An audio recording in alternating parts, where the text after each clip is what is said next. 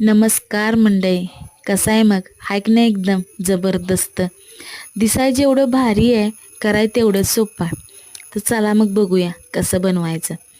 पहिल्यांदा तर गॅस पेटवून घ्यायचा, त्याच्यावरती एक कढई ठेवायची.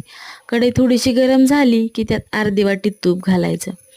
तूप थोडंसं गरम झालं की त्याच वाटीनं मग त्यात 1.5 वाटी बेसन टाकायचं आणि एक एक 10 ते 12 मिनटं इतकं हलवायचं की ते बेसन कढईला चिकटलंच नाही पाहिजे. 10 ते 12 मिनिटांनं बरोबर तूप बेसनला बरोबर सोडायला लागतंय. आपल्याला समजलं की तूप बेसनापासून वेगळं होतंय, तर त्यात 1 वाटी साखर टाकून घ्यायची आणि इलायची पण साखरेमध्ये थोडीशी बारीक करून घ्यायची. साखर टाकली की इलायची पण त्यानंतर त्यात टाकायची आणि 2-3 मिनटं ते पण परत हलवायचं. इतकं हलवायचं 2-3 मिनटं की जे सेपरेट झालेलं तूप आणि बेसन आहे ते परत एकत्र आलं पाहिजे. आणि ते हलवलं की त्यात नंतर अर्धी वाटी दूध टाकायचं. ते पण एवढं हलवायचं परत त्याचा इतका चिकट गुंडा झाला पाहिजे की परत सेपरेटच झाले नाही पाहिजेत. बघा बरं मी कसं हलवते. तसंच तुम्ही पण ते एकदम व्यवस्थित हलवून घ्यायचं.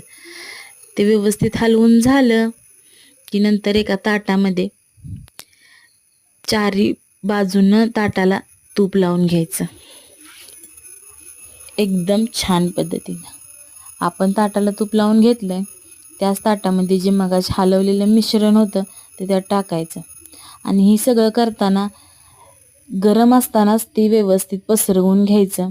ते गरम असणार आहे त्यामुळे हाताला भाजणार, तर तुम्ही उलतानाने किंवा प्लास्टिकची पिशवी हातामध्ये टाकून सुद्धा ते करू शकता. नंतर चम्मचनं ते एकदम व्यवस्थित पसरवून प्लेन करायचं. नंतर त्याचे आपल्याला पाहिजे तसे छोटे छोटे तुकडे करून घ्यायचे. बघा बरं किती छान झालेत वड्या. तुम्ही पण एकदा नक्की करून बघा. खूप छान टेस्ट आहे.